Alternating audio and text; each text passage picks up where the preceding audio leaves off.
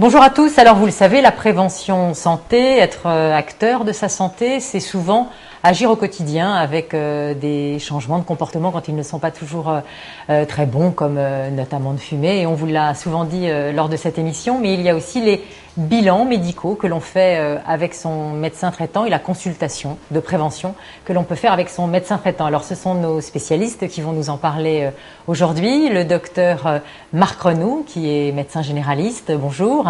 Bonjour madame. Et le docteur Marcel Ichoux pour nous parler effectivement de ces bilans et notamment on a voulu parler de cette tranche d'âge, notamment d'après 50 ans où il y a certains bilans qu'il faut faire peut-être plus régulièrement et notamment tous les ans. Voilà, vous avez raison de souligner que l'âge de 50 ans est un très bon pivot car, comme on dit dans notre région rugbystique, on aborde la seconde mi-temps.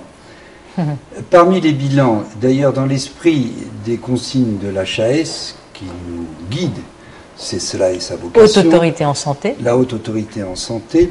Je crois qu'un bilan de santé est tout à fait fondamental et cela va encore mieux en l'expliquant car culturellement nous sommes formés finalement à avoir des malades, à avoir de la pathologie et il faut s'habituer à être préventif.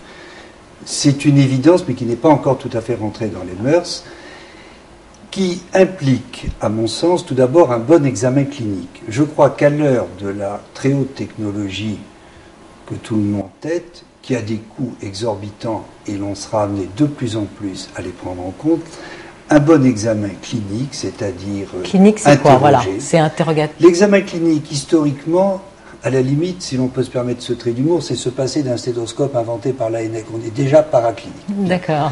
Achevons cette parenthèse. L'examen clinique, c'est d'abord écouter la personne, oui, ce qui peut prendre du temps, la laisser parler, puis l'examiner. Un examen complet suppose que le malade soit déshabillé, soit pesé, soit mesuré, que l'on mesure, que l'on apprécie son indice de masse corporelle, c'est-à-dire le rapport de du poids sur la taille au carré. Cet IMC étant compris entre 20 et 25, suppose que l'on écoute soigneusement son cœur en position demi-assise, que l'on prenne une pression artérielle aux deux membres supérieurs, parfois avec plusieurs appareils, le malade étant correctement au repos et détendu, que l'on examine ses artères périphériques, que l'on regarde son système veineux, que l'on écoute soigneusement sa cage thoracique, que l'on fasse un examen ORL, c'est-à-dire le pharynx, le cavum, les oreilles, les fosses nasales, que l'on palpe son abdomen, chez la femme bien sûr que l'on palpe ses seins, que l'on fasse éventuellement un toucher rectal, ceci est un point un peu plus discutable tant l'échographie fait partie du prolongement immédiat de l'examen clinique. Voilà ce qui est déjà un examen clinique et qui est extraordinaire. Toucher rectal pour les hommes, parce qu'on avait déjà fait des émissions. Le toucher rectal, pour les hommes après 50 ans. Après 50 ans. Encore pour les problèmes ceci de la prostate. Me permet presque de faire une digression, non pas une digression, mais vous induisez par votre remarque l'autre observation, ce bilan clinique complet a comme corollaire un examen sanguin. Je pense que dans le cadre d'un bilan de prévention, d'ailleurs tel qu'il a été défini et par l'HAS et par les caisses primaires d'assurance maladie, il faut d'une part commencer par un examen clinique, oui, puis faire un bilan biologique standard qui comportera naturellement la numération, formule sanguine, les plaquettes, la vitesse de on y trouve quoi, la numération? Ça, j'aimerais bien qu'on sache. Moi, je voudrais juste faire une petite parenthèse. Bien sûr, mon cher confrère. Vous décrivez un monde idéal.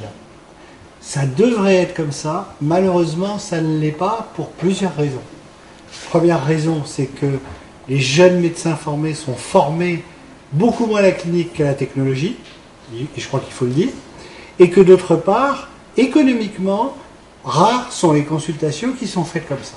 Mais il ne faut pas dire, c'est une réalité qu'il faut constater.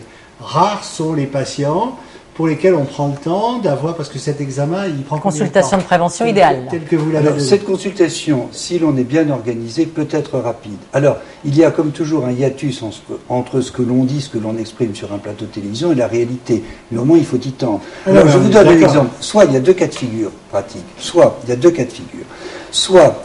un malade vient véritablement pour une consultation de prévention, cela arrive de temps en temps, ou éventuellement pour une aptitude. Soit il y a des biais. Par exemple, vous recevez un patient pour un simple certificat d'aptitude au sport, pour un certificat pour une vaccination, vous en parliez précédemment, et à l'occasion de ce prétexte, on peut prendre le temps et engager un dialogue. Un examen clinique si l'on est organisé, que l'on est bien outillé, chez soi au cabinet, en 10 minutes, peut être réalisé largement. Alors le corollaire biologique est très important. Dans une numération, on verra si elle est normale, on aura la surprise de découvrir une polyglobulie ou à l'inverse une anémie, on verra son volume globulaire, on verra donc sa formule leucocytaire également, on verra s'il y a une histoire infectieuse sous-jacente, et enfin les constantes biologiques chimiques, la chimie du sérum qui est essentielle. C'est ainsi qu'on découvrira volontiers un diabète. J'ai de très nombreux C'est ça, la glycémie, le cholestérol. Glycémie et l'hémoglobine glyquée.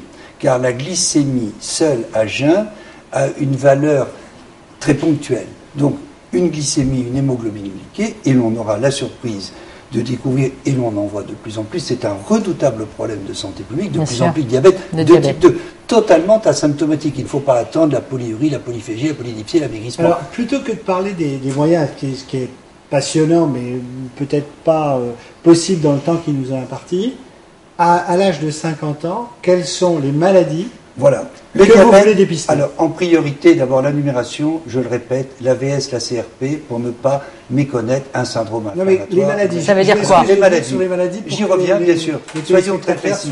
En tête, le diabète. Car de par les erreurs fondamentales dans le domaine de la diététique, l'obésité, le surpoids, cette habitude détestable de consommer des sucres rapides par les boissons, etc., les pâtisseries, le diabète est un gigantesque problème de santé publique. Dans mon activité personnelle de ville, c'est une activité anormalement croissante. Le diabète, premier point. Deuxièmement, les bilans lipidiques, en sachant que dans les bilans lipidiques, il faut considérer les triglycérides, on demande un bilan lipidique global, et dans le cholestérol, ce qui est important, c'est le LDL qui doit être obligatoirement inférieur à 1,60, et plus d'autres facteurs de risque sont associés, notamment tabagisme, hypertension.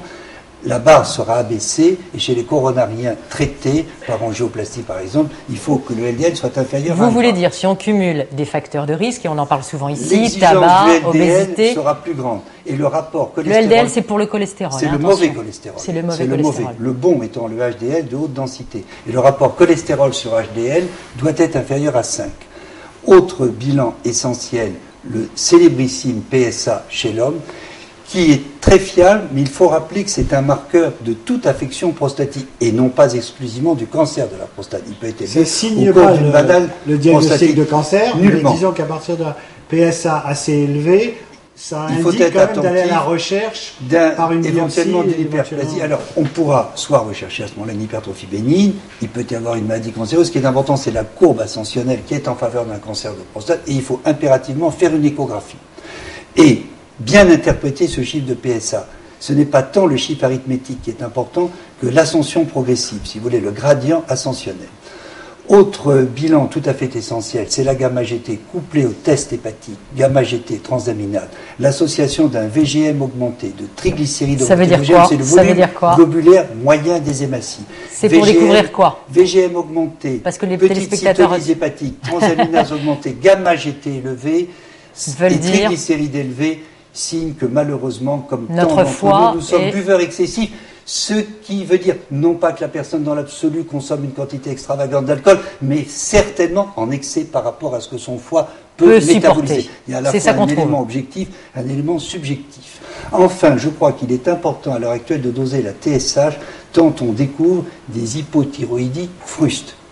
Lorsque l'on a fait l'hormone, la stimuline thyroïdienne, notamment chez la femme, alors à partir de là, on a défini un bilan, j'allais dire standard, basique, auquel, en fonction de la clinique, on orientera d'autres recherches qui pourraient être dans le sens du bilan phosphocalcique, qui pourra être une électrophorèse des protéines sériques, qui pourra être un ionogramme chez un malade hypertendu, qui pourra être une étude de sa fonction rénale. Le docteur Renaud est une encyclopédie médicale et ça fait plaisir d'entendre ce type de discours.